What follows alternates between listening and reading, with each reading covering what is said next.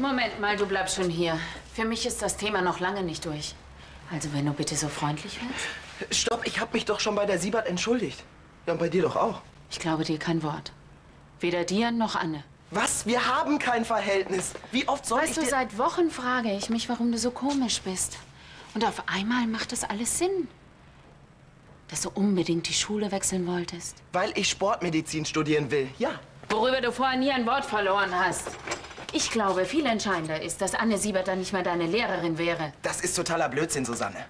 Ich habe auf dich eingeredet wie auf einen sturen Bock. Und dann hat Anne sich dagegen ausgesprochen und plötzlich war der Schulwechsel kein Thema mehr. Oder damals, als du ihr diese Eifersuchtsszene bei Lars und Gregor gemacht hast. Angeblich eine Probe für die Theater AG. Hör auf, Susanne, ich hab nichts mit der Siebert. Sie ist meine Französischlehrerin. Wie uncool wäre das denn? Das ist völlig indiskutabel. Carla ist in etwa genauso alt wie Anne. Und noch dazu lesbisch. Hat dich das davon abgehalten, dich in sie zu verlieben? Susanne, das ist Ewigkeiten her. Mittlerweile weiß ich auch, wie kindisch das war. Dann kann ich heute Abend bei der Schulkonferenz also guten Gewissens sagen, dass du keine Beziehung mit Anne hast. Und dass ich dafür meine Hand ins Feuer legen kann, dass du kein Lügner bist. Paul. Zum letzten Mal. War das wirklich nur ein Streich? Oder hast du eine Beziehung mit Anne?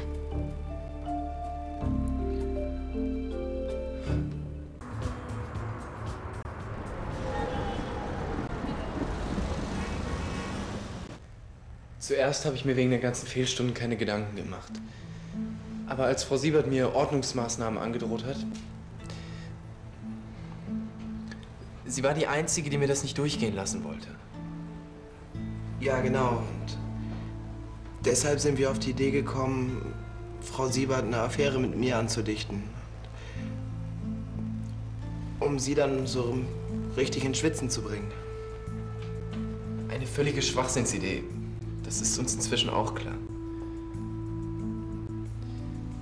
Es tut mir sehr leid, Frau Siebert. Also vielmehr, es tut uns sehr leid. Können Sie das so bestätigen, Frau Siebert? Ich? Wie, was soll ich denn daran bestätigen?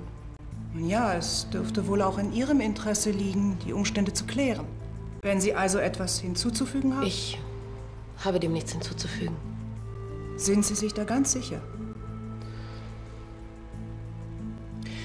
Ich möchte noch etwas dazu sagen. Ich habe mich wegen dieser Angelegenheit lang und breit mit Paul auseinandergesetzt. Und er schwört, dass es sich um einen dummen Jungenstreich handelt. Und er keinerlei privaten Kontakt zu Frau Siebert hat.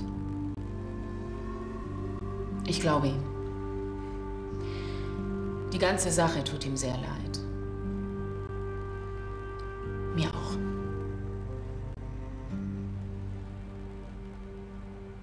Also was Sie beide sich da geleistet haben, birgt meiner Meinung nach schon kriminelles Potenzial. Nicht nur, dass Sie unsere Schule fast in Verruf gebracht haben. Sie hätten es auch billigend in Kauf genommen, dass eine Pädagogin mit einem hervorragenden Ruf vom Schuldienst suspendiert worden wäre. Frau Siebert hätte als Lehrerin nie wieder Fuß fassen können. Wenigstens haben Sie sehr schnell erkannt, was Sie mit Ihrer Verleumdung hätten anrichten können. Deshalb werde ich es bei einer Verwarnung belassen. Enttäuschen Sie mich nicht. Ganz bestimmt nicht, Frau Aselmeier. Vielen Dank, Frau Eiselmeier. Tja, das wäre dann wohl ausgestanden und wir können wieder zur Tagesordnung übergehen. Zur Tagesordnung. Versuchen Sie das zu vergessen. Sie wissen gar nicht, wie froh ich bin, dass sich dieses scheußliche Gerücht nicht bewahrheitet hat. Ich hätte Sie nur sehr ungern als Lehrkraft verloren. Nicht wahr? Frau Siebert ist so eine engagierte und verantwortungsbewusste junge Lehrerin. Frau Aselmeier, Sie täuschen sich. Sie alle täuschen sich. Ich bin keine gute Lehrerin. Und verantwortungsbewusst schon gar nicht. Es war kein Streich, sondern die Wahrheit. Paul und ich, wir lieben uns.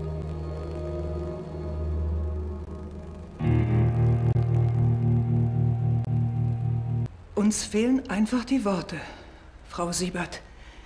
Eine Lehrerin, die sich auf einen Schüler einlässt und das an unserer Schule.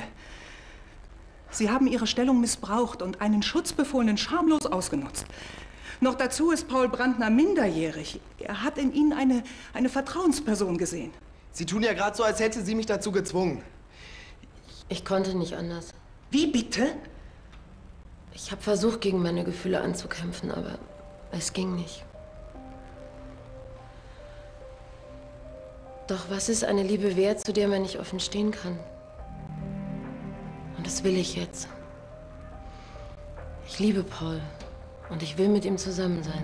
Sie sind sich hoffentlich bewusst, wie ich jetzt mit Ihnen verfahren muss. Sie sind mit sofortiger Wirkung suspendiert. Und was Ihre Affäre zu Paul Brandner betrifft, ich denke, da wird Frau Brandner sicher noch ein Wörtchen mitreden wollen. Worauf Sie sich verlassen können. Du erwartest Verständnis von mir? Ich muss wohl nicht fragen, wie die Lass uns Konferenz bitte alleine, Lisa.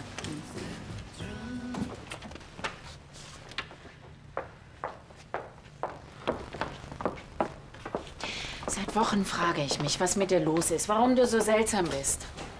Und du? Du lügst mich an. Heute Mittag noch. Nein, die Siebert ist meine Französischlehrerin. Geht's noch uncooler? Ich hab dir geglaubt. Und ich hatte keine andere Wahl. Warum verstehst du das nicht? Ich musste Anne doch schützen. Was redest du da? Diese Frau hat dich nur ausgenutzt, dich manipuliert. Hat sie nicht? Merkst du eigentlich, was sie für einen Menschen aus dir gemacht hat? Früher warst du immer ehrlich zu mir, hast mir vertraut. Erst Anne hat alles zwischen uns kaputt gemacht. Hör auf.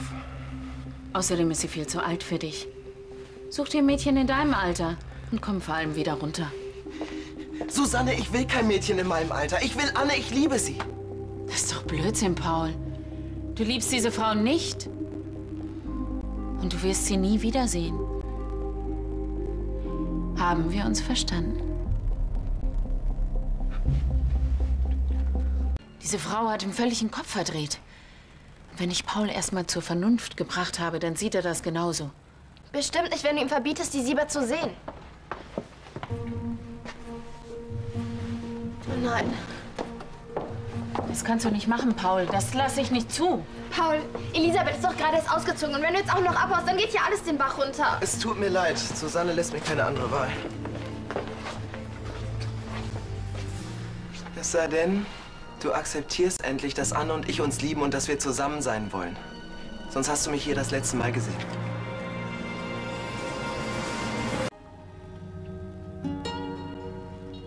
Okay? Keine Antwort ist auch eine Antwort. Paul. Ist dir unsere Familie völlig egal? Vergiss nicht, die Entscheidung liegt bei dir. Gut. Dann ich halte dich nicht länger auf. Susanne! Was machst du noch hier? Deine Anne wartet bestimmt schon. Du willst sie noch nicht einfach Nein, zurückgehen. nein, ist schon gut. Paul.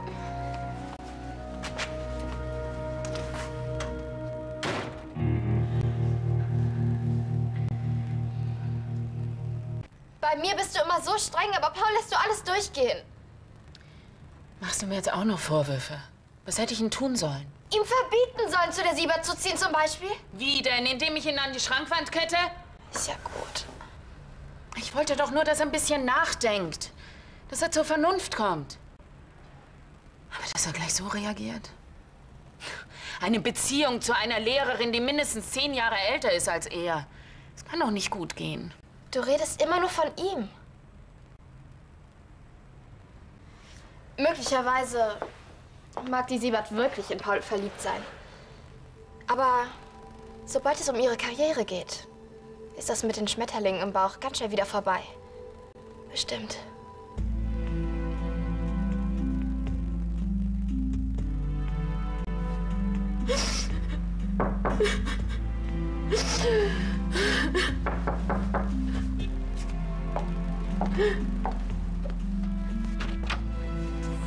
Paul. Hey.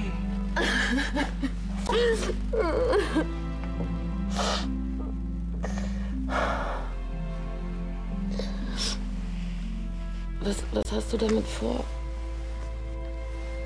Susanne hat mir verboten, dich weiterhin zu sehen. Ja, und da habe ich sie natürlich vor die Wahl gestellt. Entweder sie akzeptiert, dass wir beide zusammen sind, oder ich gehe. Und wie du siehst? Du willst bei mir einziehen? Ja klar, dann können wir endlich die ganze Zeit zusammen sein. Jetzt ist doch sowieso egal. Alle wissen, dass wir ein Paar sind, dann kann ich doch auch bei dir wohnen.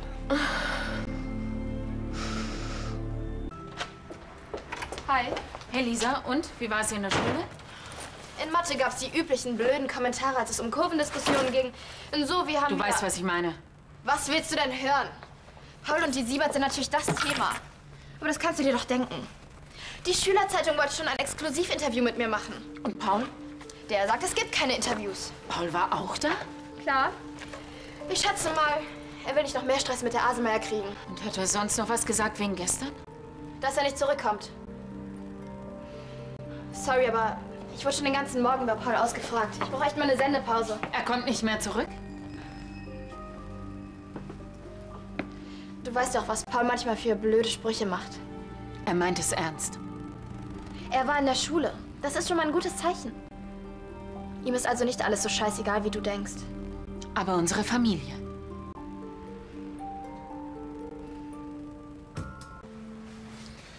Zumindest müssen wir uns jetzt vor niemandem mehr verstecken. Das stimmt. Aber, Paul, wie stellst du dir das alles vor? Unglaublich romantisch. Ich mein's ernst. Ich auch. Natürlich finde ich's schön, wenn wir uns jetzt öfter sehen. Aber die Wohnung ist einfach zu klein für 3. Ja, dann suchen wir uns was Größeres. Das sagst du so. Du bist Schüler und ich... Im Schuldienst werde ich mit Sicherheit keinen Job mehr bekommen. Höchstens an der Sprachschule. Dass du dich trotzdem zu uns bekannt hast. Ich meine, ohne dass es nötig gewesen wäre. Das war wirklich groß.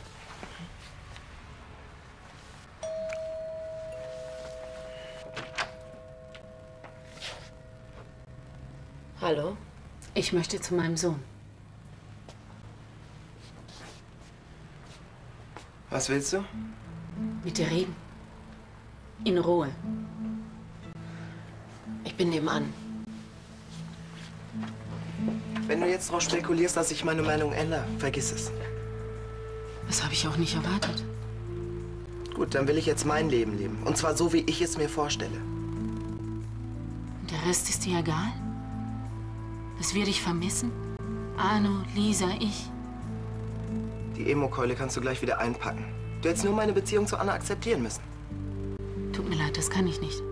Damit ist ja alles gesagt. Paul, schließ mich bitte nicht aus deinem Leben aus. Auch wenn du meine Gründe nicht verstehen kannst. Jetzt noch nicht. Glaube mir, ich will nur dein Bestes. Davon merke ich aber nichts. Ich bin glücklich mit Anna. Und wenn du das nicht akzeptieren kannst, dann lass mich einfach in Ruhe. Bitte. Wie? Alex ist ausgebrochen.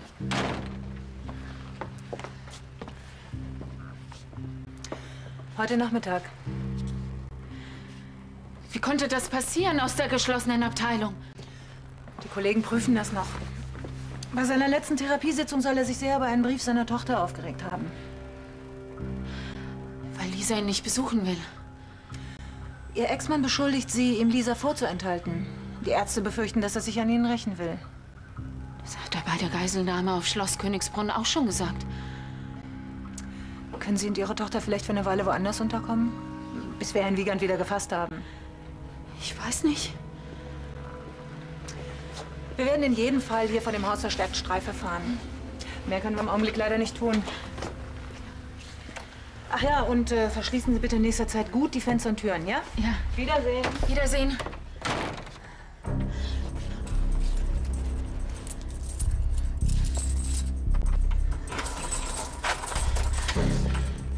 Lisa!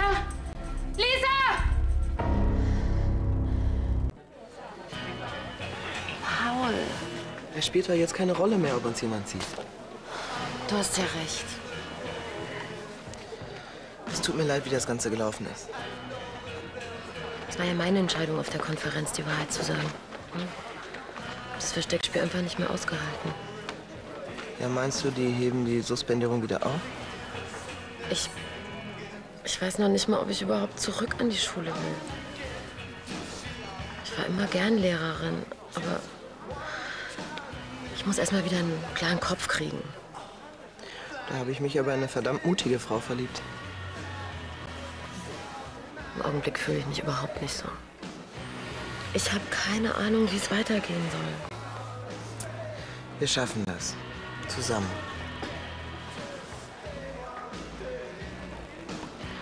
Wenn du mich so ansiehst, wow, dann weiß ich genau, dass es weitergeht. Und dass ich richtig gehandelt habe. Lisa, wieso gehst du nicht ran? Bitte melde dich oder komm am besten gleich nach Hause.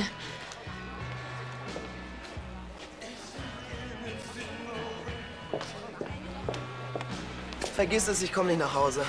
Lisa ist weg. Ja, da kann ich dir auch nicht helfen. Habt ihr Krach? Oder ist sie jetzt auch weggelaufen? Alex ist ausgebrochen. Was? Lisa ist schon den ganzen Nachmittag verschwunden und sie geht nicht an ihr Handy. Und keiner weiß, wo sie steckt. Glaubst du, Alex entführt sie nach Argentinien? Ich traue ihm alles zu. Ich helfe dir suchen.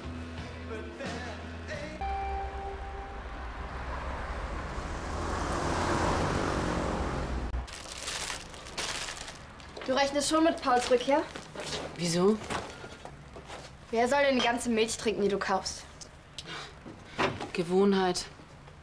Um Paul mache ich mir erst Gedanken, wenn Alex endlich wieder gefasst ist.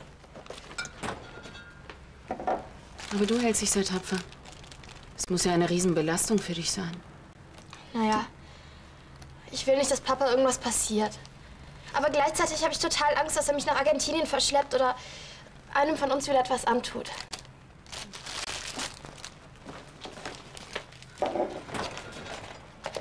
Und die Polizei weiß nichts Neues? Sie haben immer noch keine Spur von Alex. Aber er wird es nicht wagen, hierher zu kommen. Die Polizei fährt hier ständig Streife. Hm? Ich muss noch mal raus. Jetzt noch.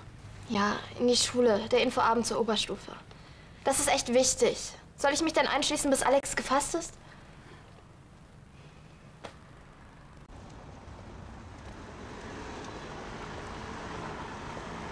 Und du bist sicher, dass du im Auto auf mich warten willst? Das dauert bestimmt 1,5 Stunden. Kein Problem.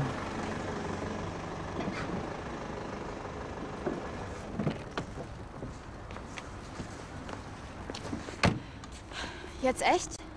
Ja, ich werde mich schon nicht langweilen. Beeil dich.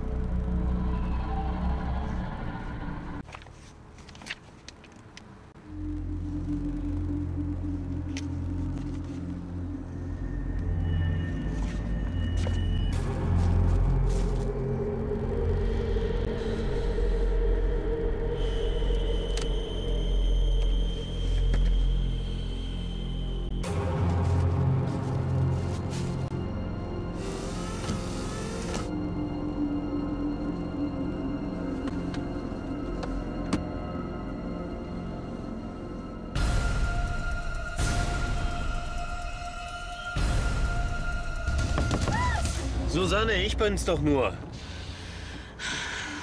Warum erschreckst du mich denn so? Entschuldige, was machst du denn hier? Ich warte auf Lisa.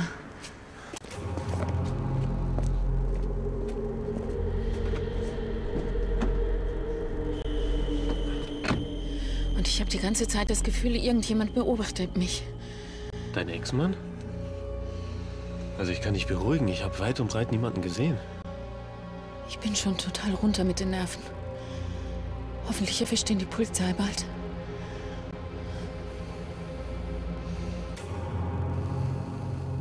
Vielen Dank. Kein Problem, lag ja fast auf meinem Weg.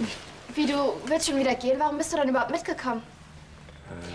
Genau, ich wollte dir doch noch das Neueste von Carla berichten. Hm? Ja klar. Hat sie ein neues Ultraschallfoto geschickt? Nein. Ihr wisst jetzt, ob es ein Junge oder ein Mädchen wird, Lisa, oder? es ist Zeit für dich. Hm? Immer wenn es spannend wird. Komm. Nacht. Nacht, Lisa.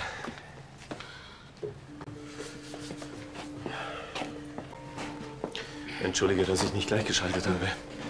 Du willst sie nicht noch mehr beunruhigen, nehme ich an. Sie muss nicht mitbekommen, dass ihre Mutter auch schon das Zittern kriegt. Sie braucht jetzt dringend Halt. Ja, dann pass aber du auch besser auf dich auf. Alleine im Taxi zu warten, das war ziemlich leichtsinnig. Bei eurer letzten Begegnung hat Alex sich fast erschossen. Soll ich noch hier bleiben? Nein, danke. Am besten lege ich meine Nerven ganz schnell schlafen. Im Haus bin ich sicher. Die Polizei fährt hier ständig die Straße ab. Hm?